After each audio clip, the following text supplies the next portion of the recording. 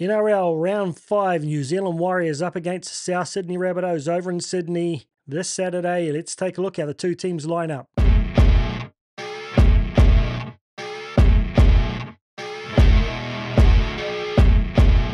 Hey team, welcome back into the Warriorholic. Seems like only hours since I was last on here posting my night's review. In fact, it was, but straight back into it.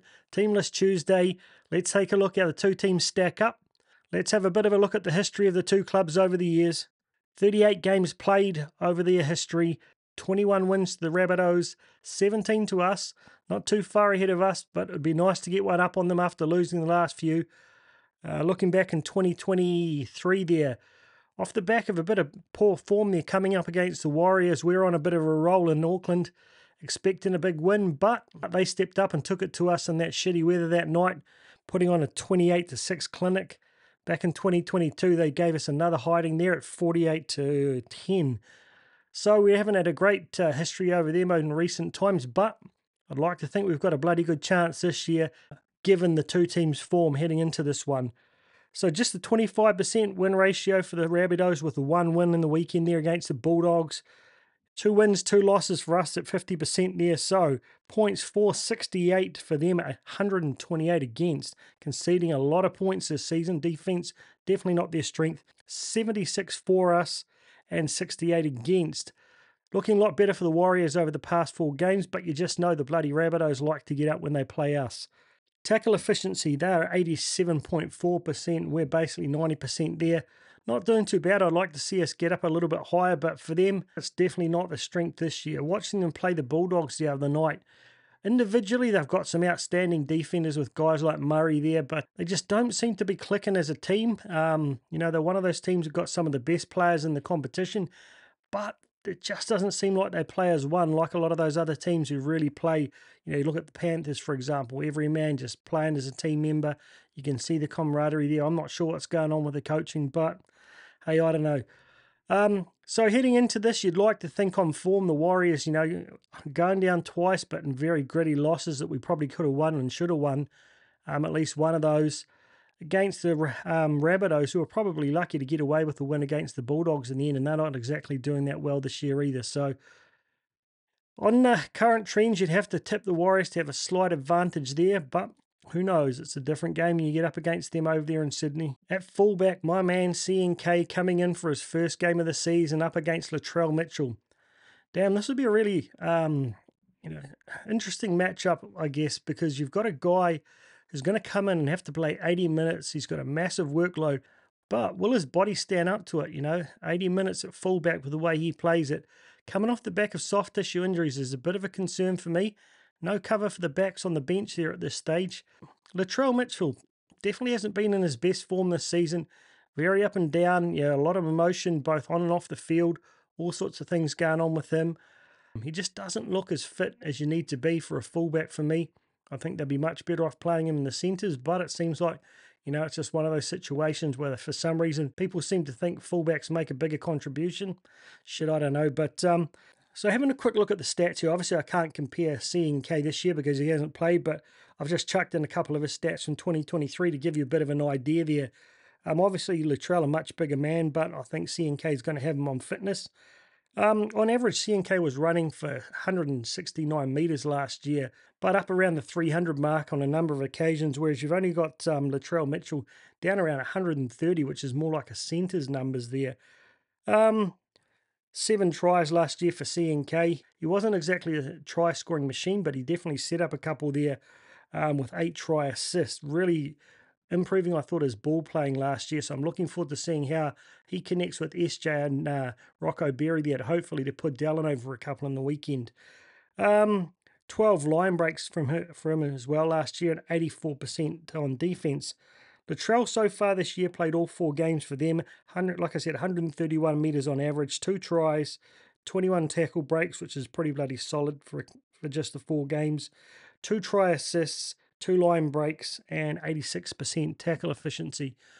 The thing that annoys me about a guy like Latrell or with South particularly is both him and Cody Walker are such both of them such up and down players either one of those just steps up and has one of those magic nights like Cody had against us last season, they can win a game by themselves. So I'm not going to write Latrell off, but I think that in my heart, CNK is the quintessential Warrior. He is what everything a Warrior should stand for. So I'm going to rate him to come back in and have a big game here and really stamp his mark on, dispel all these discussions about RTS should be at the back there. So up the mighty Chans, let's go. Then on our left wing and their right wing here, an interesting battle of the current Warrior versus the ex-Warrior there. Marcelo Montoya up against Tane Milne. 121 games now for Montoya, 4 games this season. 70 games now for Tane Milne. He's one of those guys. I always quite liked him when he played for the Warriors. He's very committed, very hardy, runs hard, hits hard, but he's just never really sort of stood out as a guy who cements himself as a first choice pick in every, that you'd go and pick in any NRL lineup. But he's found a pretty regular spot here in the Rabbitohs over the past 18 months. So, but just the 3 games this season. Both averaging right around the 135 to 140 metre mark there. 2 tries for Marcelo, which is good to see. Unlocking our left edge a little bit more than we were last season. No tries for Tane Milne. 12 tackle breaks for Marcelo, just the 6 for Tane Milne. 2 line breaks versus none. 81% tackle efficiency there for Montoya versus 83 for Milne. So very similar. Montoya with more height there and obviously a little bit leaner. Metre 83 I can hardly call short when he's about bloody 10 centimetres taller than me. At 102 kgs, he's a very solid character. But like I said, I don't know if journeyman's a fair description of him. He's just, like I said, he's just a hard worker. But maybe you'd argue the same about Montoya. But I think Montoya's in some good form this year. His numbers might not quite be as high as you'd expect, particularly metre-wise. But taking that first set up, as I said in my review this morning, I think he's definitely doing a lot of hard yards there. He gets that momentum going. I'm going to rate Montoya to get the slight edge over him, but I dare say there's going to be a few big collisions between them. RTS comes back into what Webby says is his position for the year, up against Isaiah Tass. 199 games versus 44, big difference there. 200 games for RTS this week. 4 games for both of them this season. Pretty much exactly the same size. RTS with a slight little bit more bulk on him.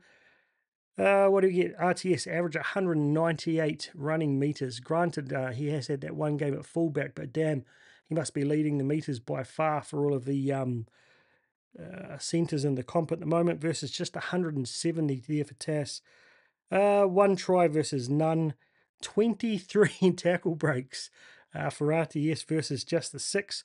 1 try assist, 2 line breaks, and 76% tackle efficiency versus no try assist, no line breaks, and 85% tackle efficiency. Look, Tass is a serviceable player, does his job well, but RTS, world class. Coming off the back of the game on the weekend where I think he really found some good form, getting a bit of space there. Hopefully Tamari Martin coming into the 6th position there will be able to provide RTS with some quality ball with a little bit more space.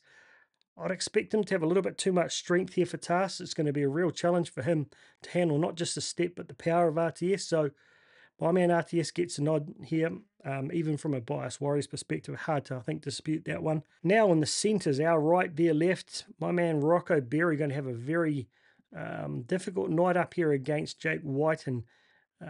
International, state of origin, very hard player. Normally doesn't play in the centres, but we've seen what he can do when he does play there. Interesting, they're both very similar size there. Rocco with 1 centimetre of height advantage, with Whiten with an extra 2 kgs. So he's dealt with some real blockbusting centres over the past couple of weeks, but we know that Whiten is a very strong player, but he's very skillful as well, pretty quick. So I'm really looking forward to see how Rocco goes up against him here this weekend. So 244 games for Whiten versus just 35 for Rocco. 4 games for Rocco this year, though, just the 2 for Whiten. Averaging 100 metres for Rocco, 151 for Whiten. Some good metres there for him. No tries for Rocco, 2 tries in 2 games for Whiten. Watching the one he got on the weekend there, I don't think he would have necessarily strolled over in the way he did against us. Bulldogs didn't match up very well there. It was a pretty lame attempt at a tackle from the Bulldogs on him. He just brushed them off, but he does have a strong fend. Rocco Berry, though, one of the best defenders at centre in the comp for mine. 4 tackle breaks for Rocco Berry, none for Whiten. What do we got there? 1 try assist, no line breaks, and 92% tackle efficiency for Rocco. 2 line break assists, no line breaks, and 82% tackle efficiency for Whiten, which I thought would have been a little bit higher. There's actually a lot of guys in the South team down around that 80% mark. Their defense as a whole hasn't really sort of clicked yet, and I guess with a few changes in the halves and the centres there and on the wing this weekend, pretty difficult to get those combinations going. For the Warriors, pretty stable there, so that certainly helps. I'd be completely biased if I said I thought Rocco was going to win this one easily, but I think we'll find it'll be very similar to what we saw against Bradman Best in the weekend. Another State of Origin centre. I think Rocco more than held his own. Probably a 50-50 outcome there. I'd like to think with our backline defence and with a guy like Jackson Ford inside him, who's definitely a solid defender, I'd like to think we can control Whiten, but I've got to give him the slight edge purely based on his experience and his big game mindset. On the wings, Dallin Watene-Zelezniak, as I mentioned in my review from the Knights game, picked up a bit of a niggle, but he's named there to start, but seeing Ed Cossey come into the extended bench there, as well as Ali Lautea and Adam Pompey, you'd have to think there might be a little bit of a cloud over my man Dallin, but he's in here for now. He's up against Isaac Tuitupou-Thompson, and that's a name and a half. I've got to be honest, I don't know too much about the big brother. He hasn't played this season here, so like a couple of other ones, I've compared a couple of stats from 2023.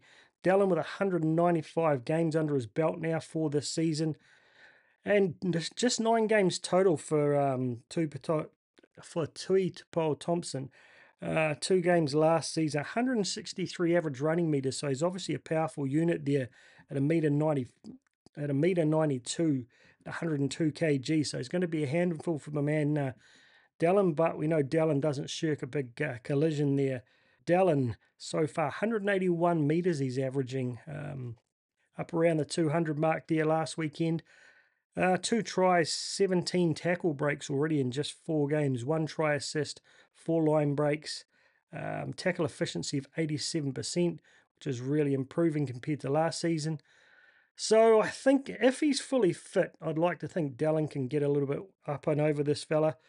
Looks like a big unit. Hopefully we'll be turning him around a bit, putting a lot of work his way and trying to tire him out. Won't be used to the speed of first grade, but who knows, it could end up being Ed Cossey up against him, so that would be a battle of a couple of very big bodies if it does turn out that way.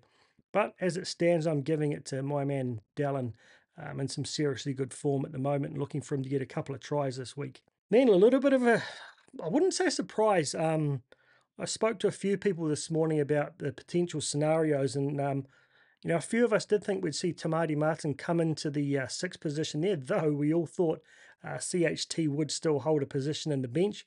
I would very much be surprised if he doesn't come in at the moment with no backs cover there in the bench, but we'll get onto that a little bit more at the moment. Tamati Martin up against Cody Walker. It's funny, when he's not playing us, I do enjoy Cody Walker. He's an interesting guy. He's very emotional. When he's on, he's one of the most amazing attacking 5'8" in the comp, but he's a cock. And he's such an arrogant little bugger. He gets, super niggly. He gets real pissy when people, give it back to him. So I find it hard to really like him when he's playing us, particularly when he destroys us like he did last year.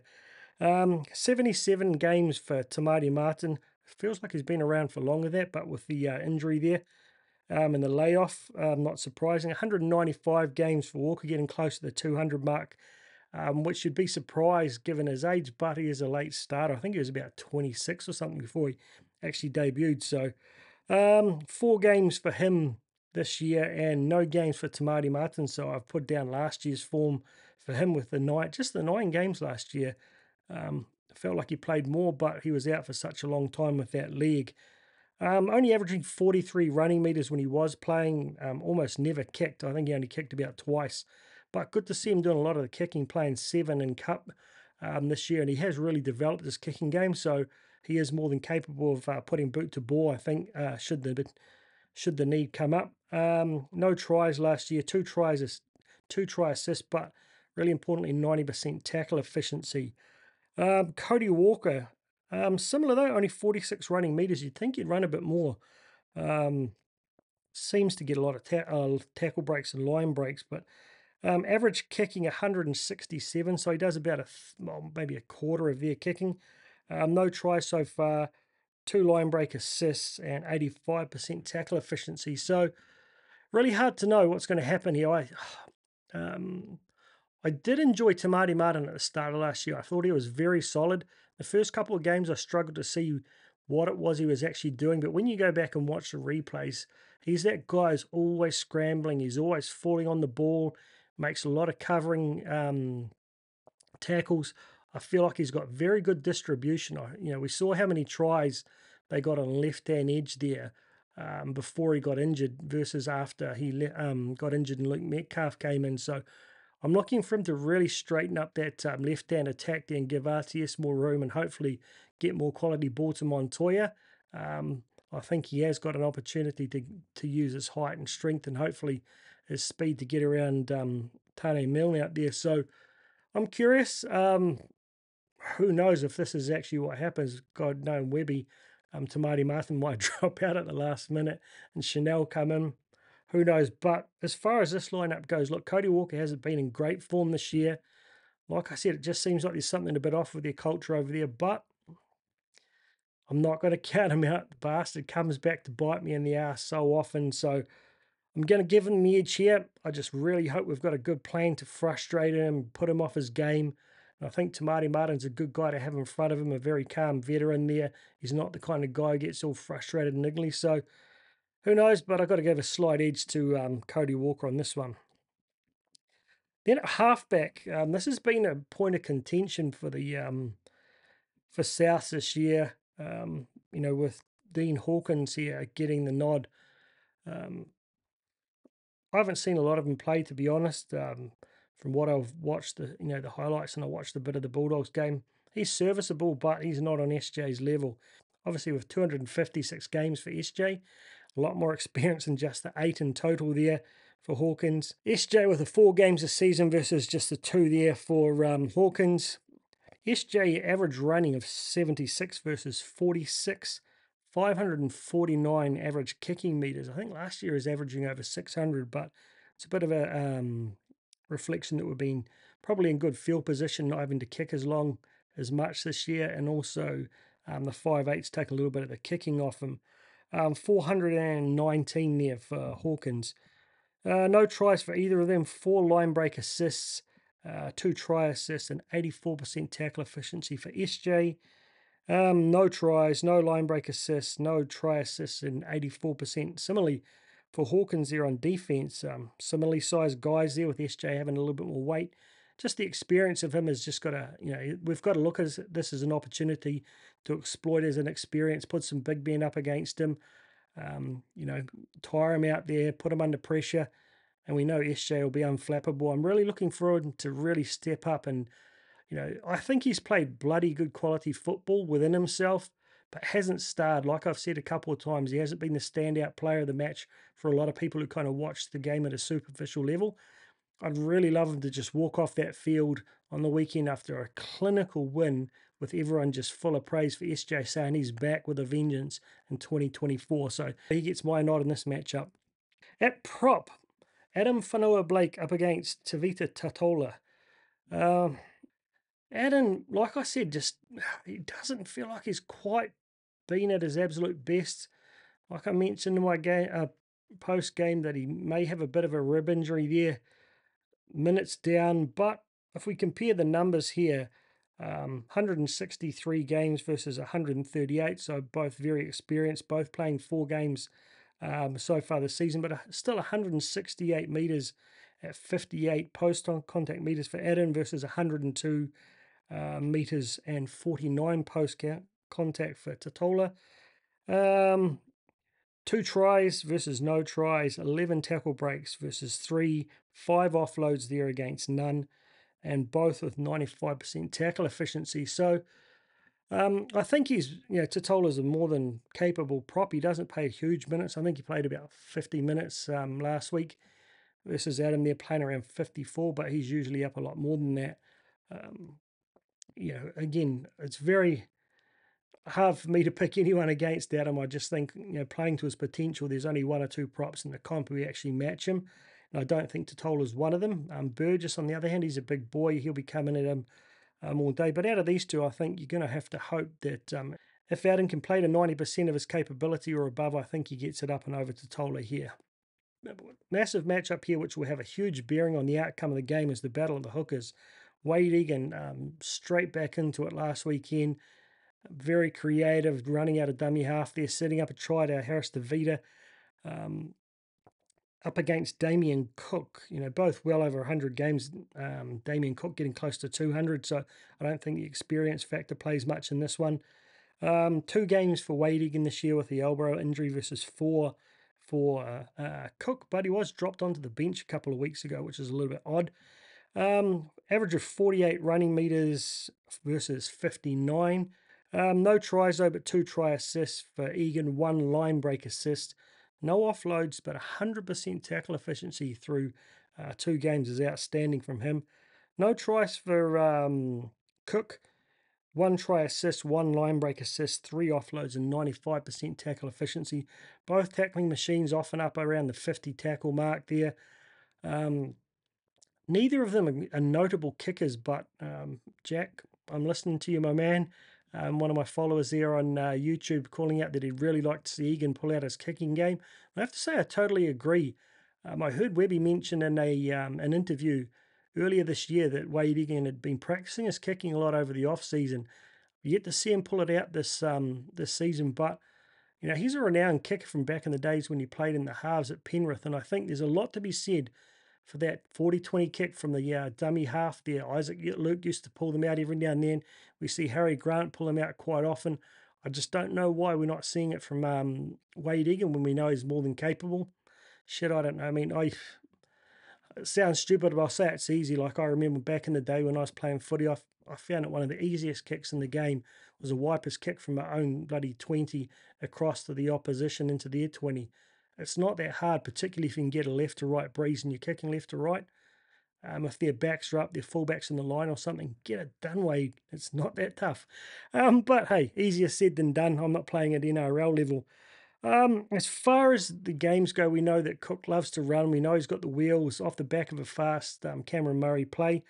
But Egan's showing he's got equally as good running game and he's got a lot of speed there. So I'm going to rate Egan to slightly get the edge up here, purely on the fact that Cook hasn't been in the greatest form ever. I think he's starting to show his age a little bit there. Probably one of the reasons he got dropped onto the bench a couple of weeks back. Probably won't make State of Origin, I would say, this year, unless something happens to Api Korothel. So slight edge to Egan, but a very, very tough matchup here. I wouldn't be at all surprised if Cook has a bloody game-winning performance. And then we have the other props. We've got Mitch Barnett up against Tom Burgess. By far the biggest prop we've come up against so far this year at 1.96 m and 124 kgs. That's heavier than AFB. Don't say that too often. Mitch Barnett, not the biggest prop in the world, but shit, he's got a motor and a lot of heart. So 147 games versus 229. Man, Burgess has got some good longevity for playing in the middle there. Both played 4 games this season, but average running meter is quite surprisingly 155 for Mitch Barnett. And just the 98 for Thomas Burgess. Not playing huge minutes. Probably a reflection he's coming to the back end of his career as well. 58 average post-contact meters there for Mitch Barnett and just a 41 for Tom Burgess. So huge man, but it goes to show, like, if you're a smaller guy but you're a lot more explosive power, you can get just as much impact. No tries for Barnett, 1 for Burgess, and the weak concentration from the Bulldogs defence. I don't think they waltz over through our middle that easy, but who knows, I'll probably put the curse on them now. 3 tackle breaks, 5 offloads, and 93% tackle efficiency for Mitch Barnett. And what have we got there? 5 tackle breaks, no offloads, which is kind of surprising for Burgess, and only 81% tackle efficiency, which is pretty low for a prop in the middle there. They're generally up over the 90s. So, look, I think Burgess, over the years has been a massive part of their pack. I really do like him, but I'm going to give Mitch Barnett the slight nudge here. I think he's playing in the form of his life at the moment.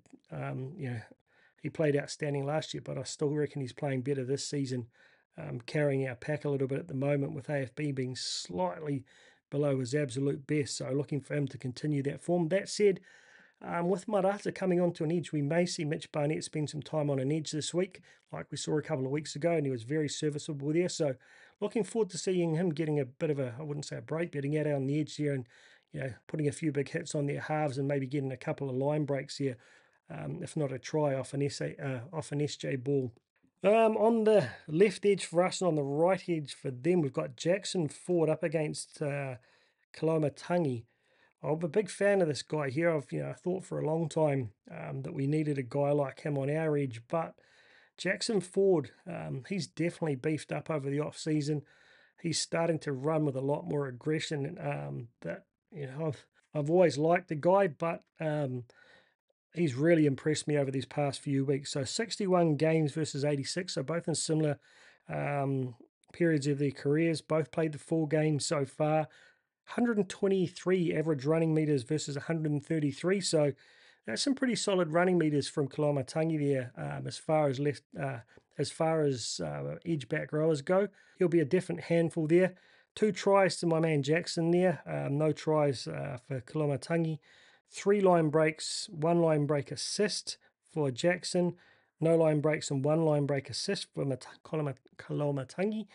No offloads. Interesting. I would have thought I'd seen one from Jackson, but averaging 36 tackles a game at 92%, and 2 offloads for Kalomatangi. He's averaging 30 tackles a game at 96%. Man, it's for a guy his size to play those big minutes and get that many tackles, he's definitely got a big engine on him. But we know our man Jackson doesn't stop. I think this is going to be another really even matchup. I'd be stupid to say Jackson's easily going to get this one. I think he's going to struggle and have his handful. Probably, the biggest contest he's had so far this season. I think this would be a real test to show if he's as good as we're all starting to think he is. I'm going to give a slight edge to Kalomatangi just on experience and explosive power there. But if my man Jackson can get up over him and have a dominating performance, it'll go a long way to convincing all of the detractors about his limitations when it comes to the odd drop ball or penalty. So look forward to seeing how that one goes. And on our right edge, Marata Niakore and going up against Jacob Host. So this was a real surprise for me. Concussion issues for Kurt Capewell. Don't know whether it was something that happened in the game and occurred later or whether it happened in training. I haven't seen the details, but that's what it was, concussion protocols. I thought they might have been giving his ribs a bit of a rest. So this is a bit of a worry for me here. Marata would not have done a lot of running because of the foot injury there. How much energy does he have in that engine? We know he's not normally an 80-minute player and no edge cover on the bench. So this is why I mentioned we may see Mitch move from prop out onto an edge there to give him a spell at some stage. But 119 games up against 100 games for Host. I wouldn't have realised he'd played that much. Just the one game for a few minutes there last week, and about 25 odd minutes for Marata versus 3 games for Host. Jai Arrow out with some kind of long-term injury. I think it was a shoulder. 27 running meters in the weekend for Marata. 71 for Host, so he's not exactly the biggest runner in the world either. You'd imagine that Marata getting bigger minutes would be around a similar number. He sort of sat around the 80, 90 metre mark most of the year last year, but did have some up over the 100. No tries, no line breaks, no offloads, and just the short stint he had. And 17 tackles at 92% tackle efficiency. What do we got there? 1 try, 1 line break, 1 offload. Average of 21 tackles per game at 89%. So I think numbers-wise, they'll be quite similar. If I'd compared to Marata's numbers from last year there. Host an 80-minute player. Looking at him there, I mean, I don't watch a lot of South games, but watching him against the Bulldogs there, he reminds me a little bit of Jackson. Like, he's not a big bullocking runner like a guy like Marata or Kalomatangi. Genuine workhorse, got a lot of aggression in his defense, but I don't feel like he moves across the ground and gets through the same amount of work Jackson does. So I think Marata should like his chances in this matchup here. Size-wise there, very similar, but explosive power, I'm going to give this one to Marata. It's just how much, as I said, that motor's going to hold up for the first time here. You'd really want to get a good 60 minutes out of him. Can we get that much out of him? Only time will tell. This is always an interesting matchup here for me, Tohu against Cam Murray, both real mood makers for each other's team. Very different size wise, with Tohu here, 1.95 and 112 kg versus 184 centimeters and 98 kg for Cam Murray there, but they both get through very similar workloads. Tohu now 224 games and 151 for Cam Murray. 70 odd games more for Tohu, but once you get to that sort of experience, Cam Murray is exactly sort of the same sort of level there. 4 games each for them this year. This surprised me though. Tohu averaging 167 metres, Cam Murray only 106. 57 post-contact metres for Tohu, just the 27 on average for Cam Murray. No tries for each of them, 6 tackle breaks for each of them, 1 offload for each of them.